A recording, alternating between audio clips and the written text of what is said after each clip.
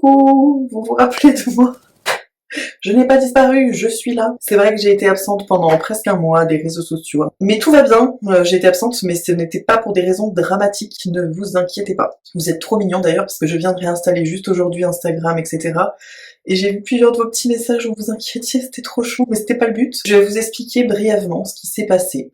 C'est vraiment nul comme explication, hein. Vous attendez pas un truc de fou.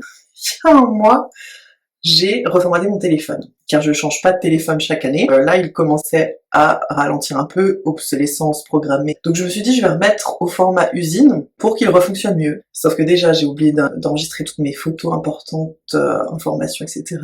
Bref. Et je me dis, bon, bah tant qu'à faire, réinstalle pas tout de suite Instagram, Facebook, profite 2-3 jours sans réseaux sociaux, tu postes rien, c'est pas grave. Donc pendant ces 2-3 jours, j'avais le réflexe de regarder mon téléphone pour voir les notifications, les messages, de me dire « Oh là là, j'ai pas répondu, oh là là, faut que je poste, faut que je fasse une story ». Au bout des 2-3 jours, je me suis dit « Non, attends encore un peu, réinstalle pas tout de suite, travaille tranquille, tu installeras dans 2-3 jours ». Et ces 2-3 jours supplémentaires ont duré un mois. C'est vraiment fou comme on est en fait addict au réseau, hein, ou au téléphone. Je pense qu'on est beaucoup à se mentir en se disant oui, mais c'est bon, j'y suis pas très longtemps sur mon téléphone. Et moi, la première, j'avais cette excuse de dire oui, je suis beaucoup sur mon téléphone, sur les réseaux pour le travail. Je suis sur Instagram à scroller pendant 1 heure, c'est pas du tout pour mon travail, hein. T'es comme ça hypnotisé par le feed et tu regardes les images qui passent, même des choses qui t'intéressent pas, mais ça fait peur. Du coup, j'ai relevé des avantages et des inconvénients de plus être sur mon téléphone. Ce qui était fou, c'est que j'avais l'impression que mes journées, étaient plus longues. Parce que je me suis rendu compte que sur les réseaux, j'y suis au minimum 3 ou 4 heures par jour pour faire mes publications, pour répondre aux commentaires, etc. Enfin, normal, ça fait partie de mon travail. Et c'était trop bien, j'ai pu me balader, j'ai pu me reposer, j'ai pu lire des choses que je fais beaucoup moins en temps normal. Le deuxième point positif, c'est que j'ai vraiment beaucoup mieux dormi. J'ai l'habitude, comme beaucoup d'entre nous je pense, c'est pas bien non plus, de m'endormir avec le téléphone et de me réveiller tout de suite avec le téléphone. La première chose que je fais, mon téléphone sonne, le réveil sonne le matin. Au lieu juste de me lever, je regarde un peu mon téléphone. Bon, après, je fais ma cohérence cardiaque, ma méditation. Mon premier réflexe, c'est de regarder mon téléphone. Oh. Et là, du coup, bah oui, il y avait mon réveil, mais vu que de toute façon, j'avais plus les réseaux à regarder, je m'en foutais.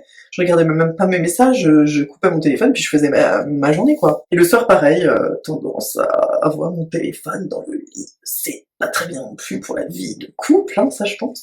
Et du coup, trop bien, j'ai beaucoup mieux dormi parce qu'on sait que les lumières bleues sont néfastes, hein, pour le cercle circadien, c'est comme ça qu'on dit, au niveau hormonal par rapport à la lumière, enfin bref.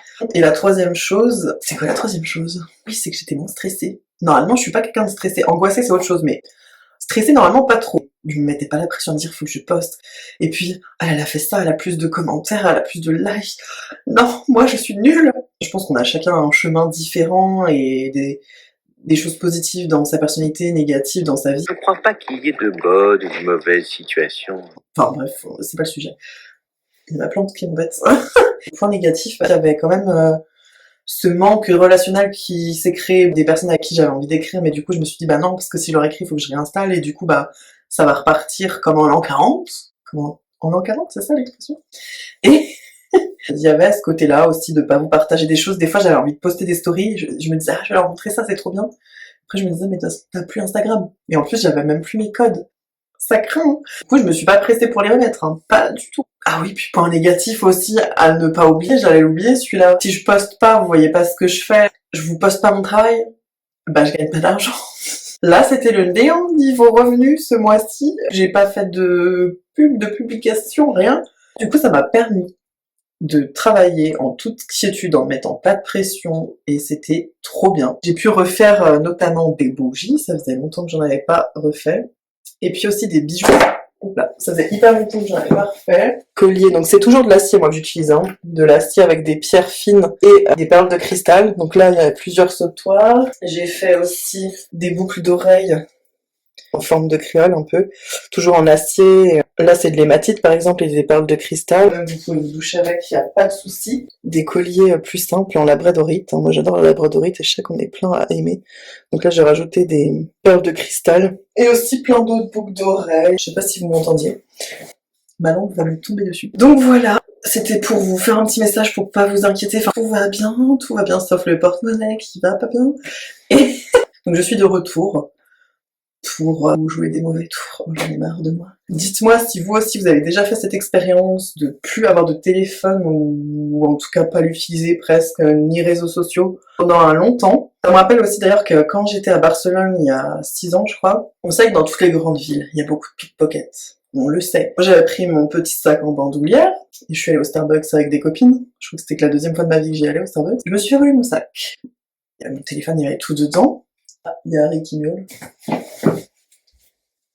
Ah, ça c'est un gros chat ça. Voilà. Il miaule derrière la porte. Oh, mais regardez comme il est gros, ça craint. Ah oui, je te pose. On doit faire un rééquilibrage alimentaire tous les deux. Et du coup, je me suis fait voler mon téléphone. Et j'ai pas voulu en racheter un tout de suite, justement pour être tranquille. En plus, j'étais pas encore à mon compte à cette époque-là. Du coup, j'étais 2 mois sans téléphone complètement. Et c'est vrai que j'étais beaucoup plus sereine. Ensemble, ces 2 mois-ci, j'avais bien apprécié le fait de pas avoir de téléphone. Je pense qu'on a tellement l'habitude de l'avoir tout le temps, on s'en rend plus compte, hein, et ça nous bouffe du temps, ça craint. Et je pense que je vais le refaire quand même, mais pas aussi longtemps, et en vous prévenant quand même. Parce que le but, c'est que, vu que j'ai démissionné, c'est que je vive de mon travail d'indépendant. Maintenant, c'est pas le bazar. C'est papier d'emballage pour les commandes.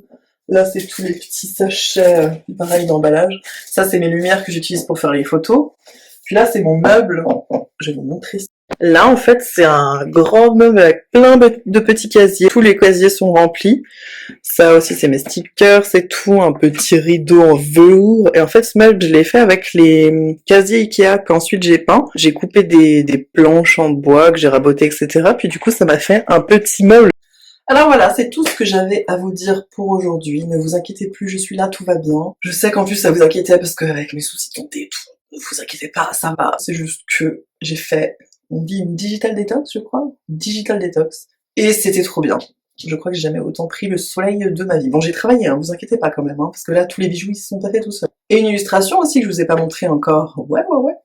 Alors voilà, je vous souhaite une bonne soirée, et puis bah, à tout bientôt sur Insta. Tout de bon, comme on dit chez nous.